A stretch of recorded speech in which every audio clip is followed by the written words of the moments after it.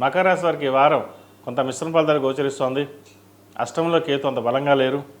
అయితే ఉద్యోగరీత్యా వ్యాపారరీత్యా లాభ నష్టాలు రెండు చూడాల్సిన పరిస్థితి గోచరిస్తోంది. ఆరోగ్యరీత్యా కూడా కొన్ని జాగ్రత్తలు తీసుకోవాలి. ఇంటా బయట కొంత అపకీర్తి వచ్చే విధంగా గోచరిస్తోంది. అయితే ద్వితీయాధిపతి శని తృతీయంలో ఉన్నారు. చతుర్థ లాభాధిపతి అయిన కుజుడు భాగ్యంలో ఉన్నారు. భూ సంబంధించిన విషయ వ్యవహారాలు, రియల్ ఎస్టేట్ సంబంధించిన విషయ వ్యవహారాలు వీళ్ళు సానుకూలపడతాయి. ఐరన్ సంబంధించింది, కన్స్ట్రక్షన్ ఫీల్డ్ సంబంధించింది చక్కగా ఉంటుంది. సాఫ్ట్వేర్ రంగం కావచ్చు, కాస్మెటిక్స్, చిరు వ్యాపారస్తులకు, హోటల్ మేనేజ్మెంట్ వీళ్ళు కాస్త ఇబ్బందికరంగా ఉంటుంది. అదేవిధంగా ఒక కార్యక్రమాన్ని తలబెట్టేటప్పుడు 1-4 సార్లు ఆలోచించి ముందుకు వెళ్ళాలి. అది మంచిదా కాదా, 10 మంది సలహాలు తీసుకుందాం వెళ్దామని. ఎందుకంటే ద్వితీయంలో రాహు, కుటుంబ స్థానంలో రాహు ఉన్నారు, వాక్ స్థానంలో కూడా రాహు. మనం మాట్లాడే ప్రతి మాట జాగ్రత్తగా మాట్లాడాలి. ఒక్కోసారి మనం మాట్లాడే తప్పుగా కూడా వక్రించే విధంగా కూడా గోచరిస్తుంది. అదేవిధంగా ఖర్చుల విషయంలో జాగ్రత్త వహించాలి. ₹1 3 రూపాయలు ఖర్చు ఉంటుంది. అయితే ఖర్చు కూడా ఇటు ఆరోగ్యపరంగా ఖర్చు అవుతుంది, శుభకార్యాలు రెండింటికి ఉంటుంది. కాబట్టి ఇటువంటి విషయంలో కొంత ఆరోగ్యరీత్యా జాగ్రత్త తీసుకోండి. శుభకార్యాల విషయం అంటారా చక్కగా ఘనంగా నిర్వర్తించండి, మంచి ఫలితాలు ఉంటాయి. విద్యార్థులకు కాలం అనుకూలంగా ఉంది. వైద్యవతులు ఉన్న వారికి కాస్త ఇబ్బందికరమైన వాతావరణం ఉంటుంది. సాఫ్ట్వేర్ రంగం వారికి, కళారంగాల వారికి, మ్యూజిషియన్స్, పూల వ్యాపారస్తులకు, కూరగాయల వ్యాపారస్తులకు, కాస్మెటిక్స్, బ్యూటిషియన్స్, ఆర్టిఫిషియల్ ఇంటెలిజెన్సీ, అదేవిధంగా మీడియాకు సంబంధించిన విషయ వ్యవహారాలు చక్కగా ఉన్నాయి. మంచిగా రాణించగలుగుతారు. ప్రభుత్వపరమైన రావాల్సిన బెనిఫిట్స్ కూడా వీరికి లభించే విధంగా గోచరిస్తోంది.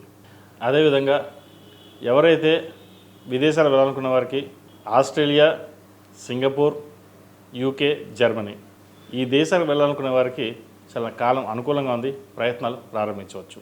ఈ రాశిలో జన్మించిన స్త్రీలకు వృత్తి ఉద్యోగాల పరంగా, వ్యాపార పరంగా చాలా అనుకూలంగా ఉంది. వ్యాపారంలో రొటేషన్స్ బాగుంటాయి. ఇంటా బయట చెప్పుకోదగ్గ స్థాయిలో ఇబ్బందులు ఏమి ఉండవు. వ్యవహార శైలిలో కొన్ని మార్పులు చోటు చేసుకుంటాయి.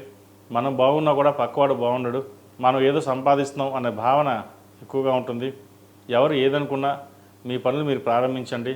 వ్యాపార రీత్యా కావచ్చు, ఉద్యోగ రీత్యా కావచ్చు, ఒకరి మీద డిపెండెన్సీ లేకుండా మీరు ఉండాలి అనుకుంటారు.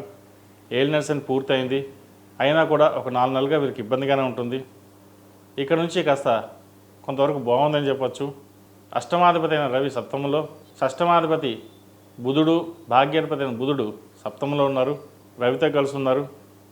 అదేవిధంగా తృతీయాధిపతి అయిన గురువు 6 ఉన్నారు. 6 గురువు వీళ్ళకి చక్కగానే ఉన్నారు, బాగున్నారు, బలంగానే ఉంది. కాబట్టి చిన్న చిన్న సమస్యలు వస్తుంటాయి, పోతుంటాయి, అవి పక్కన పెట్టేసండి. ప్రేమ వివాహం సంబంధించిన విషయ వ్యవహారాలు కాస్త జాగ్రత్త వహించాలి. ప్రేమించాం, పెళ్లి చేసుకుందాం అని అనుకుంటారు.